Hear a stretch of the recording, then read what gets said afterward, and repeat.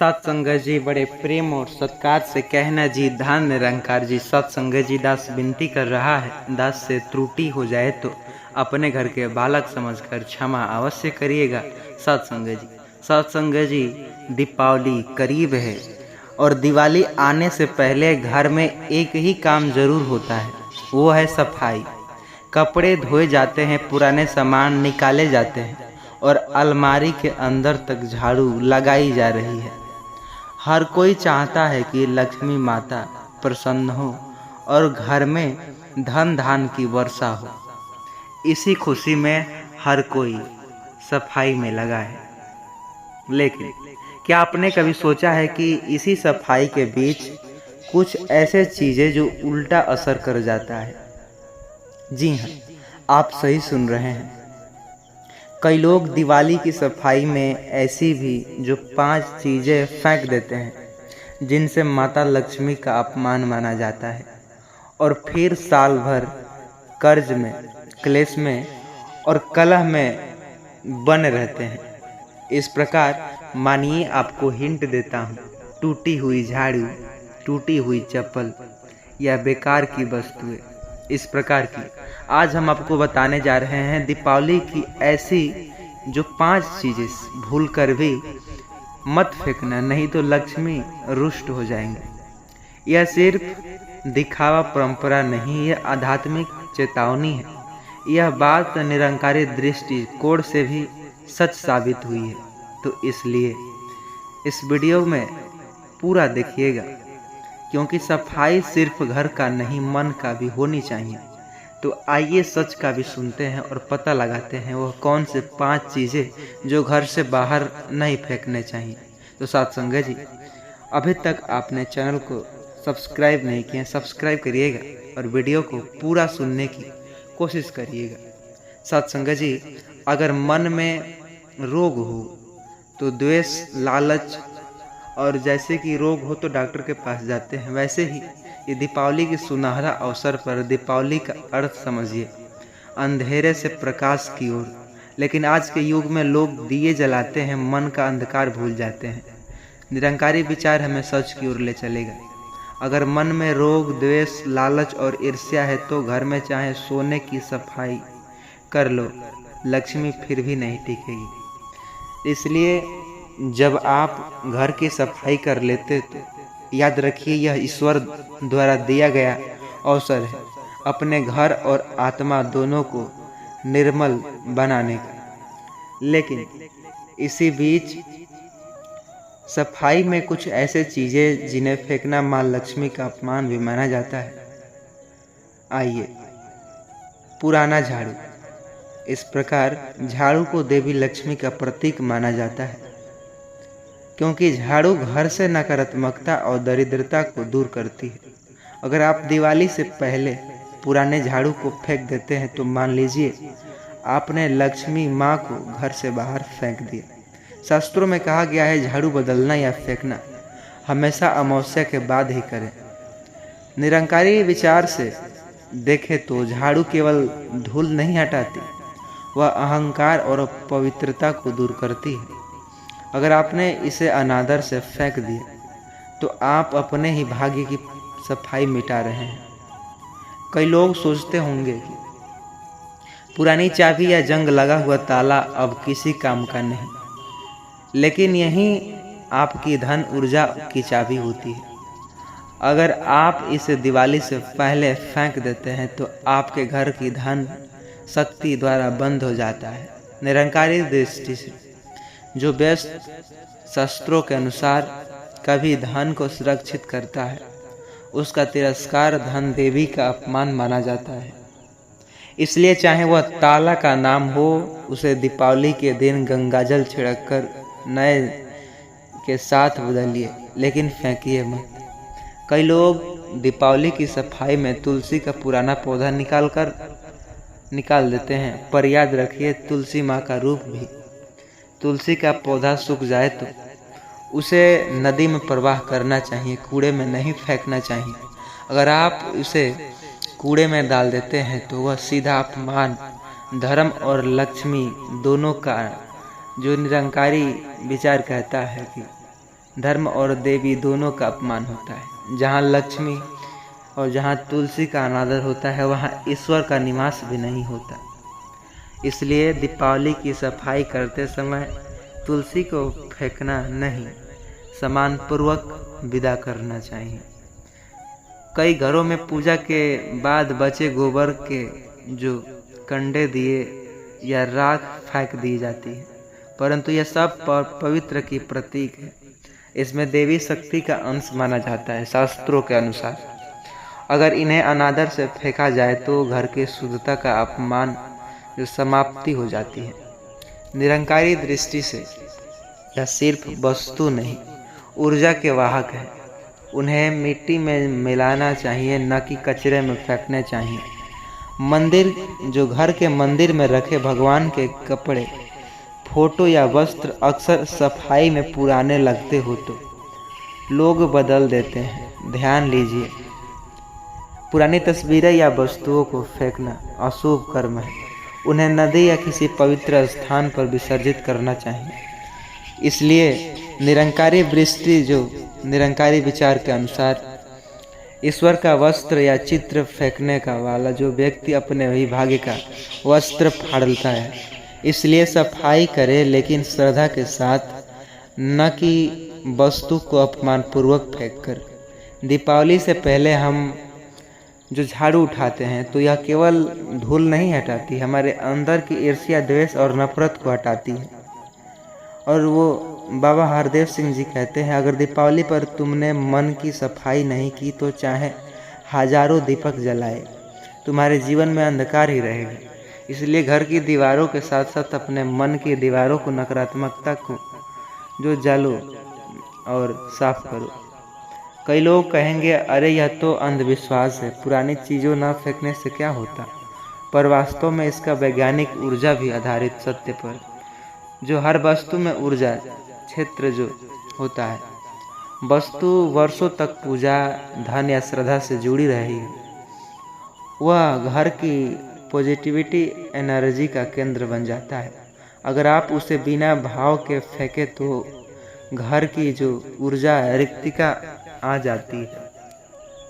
यही कारण है कि ऐसे घर जो अचानक पैसों की कमी, जो झगड़े या तनाव बढ़ते हैं। इसलिए यह केवल धर्म नहीं, यह ऊर्जा का जो विज्ञान माना जाता है। दीपावली की सफाई पूरी के बाद एक काम अवश्य करें।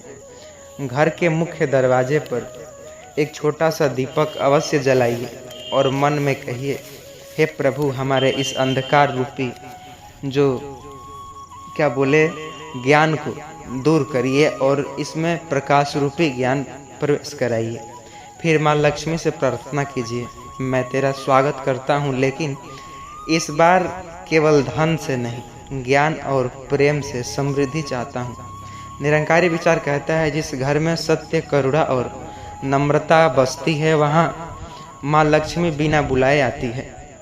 अगर आप दिवाली की सफाई में इन 5 चीज़ों को फेंक देते हैं तो आप सिर्फ वस्तु नहीं, अपनी सकारात्मक ऊर्जा जो फेंक देते हैं।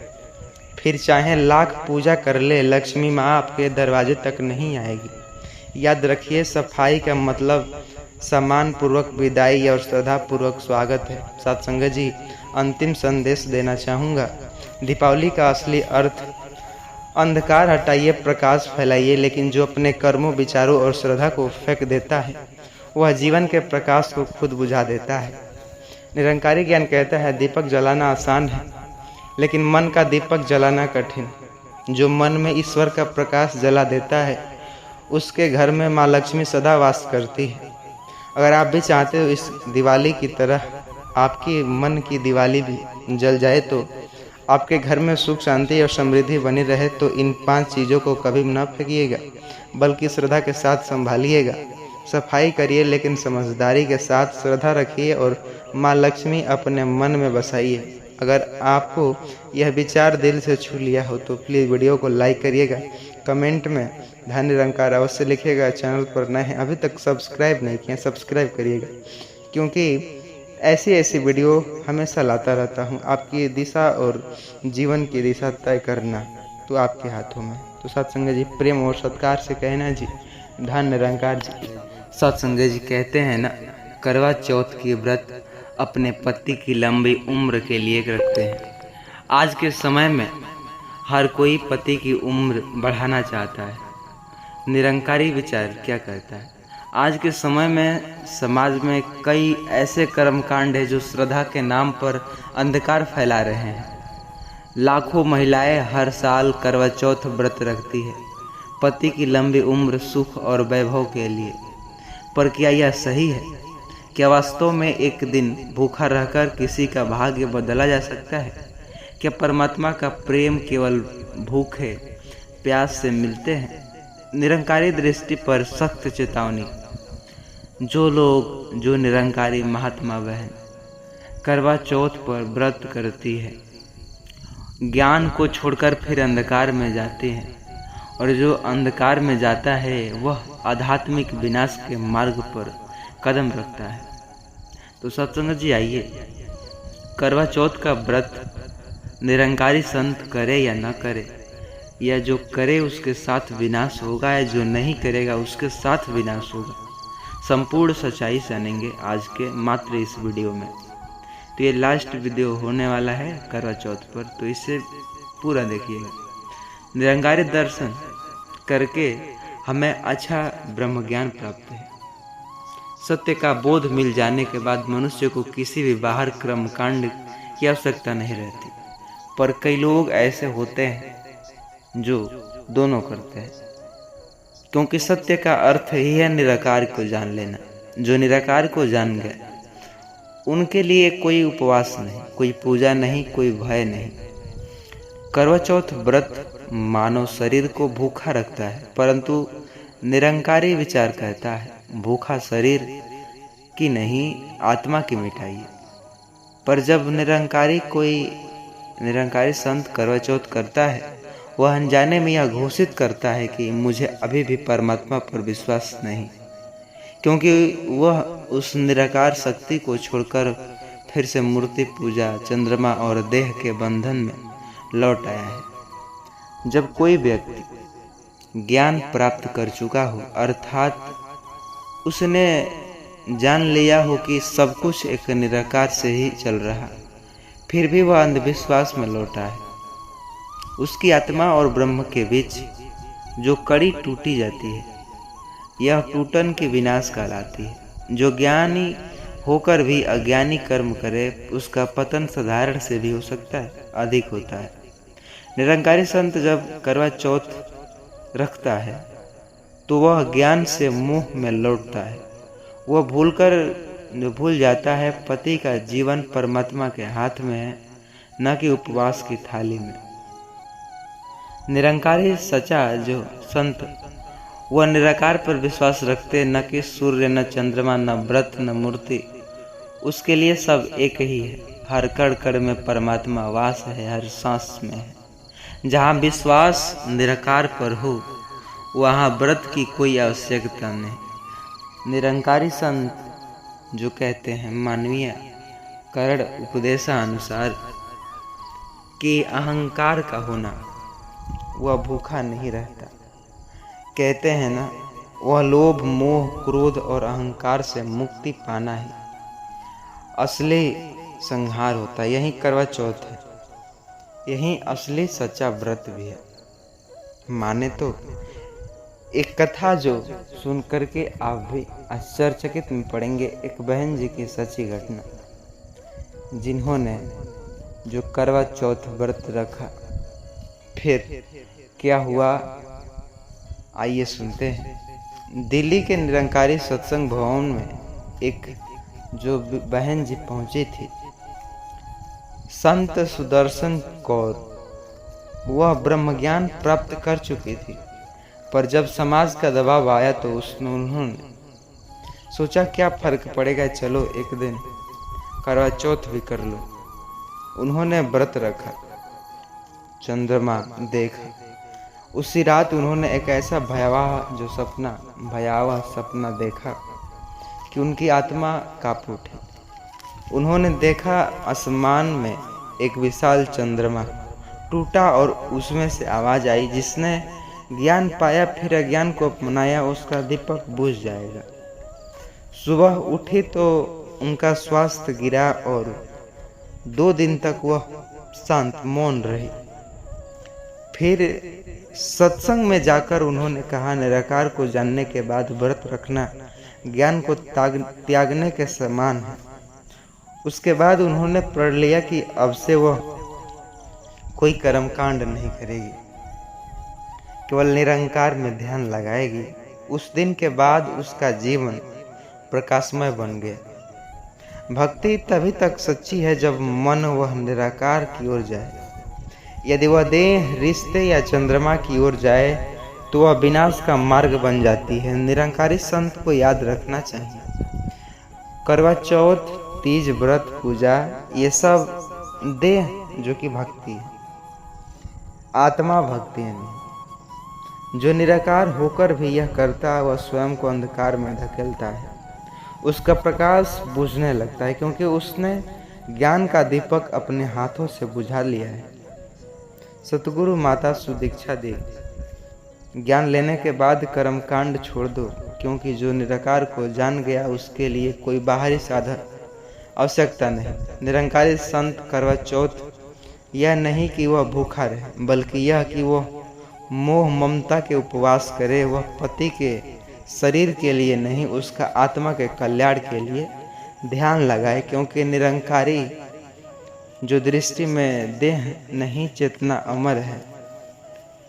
आज कई लोग कर्म जो धर्म के नाम पर डर फैलाते हैं। व्रत न रखा तो पति की मृत्यु हो जाएगी, इस प्रकार की डर। चांद न देखा तो जीवन अशुभ होगा।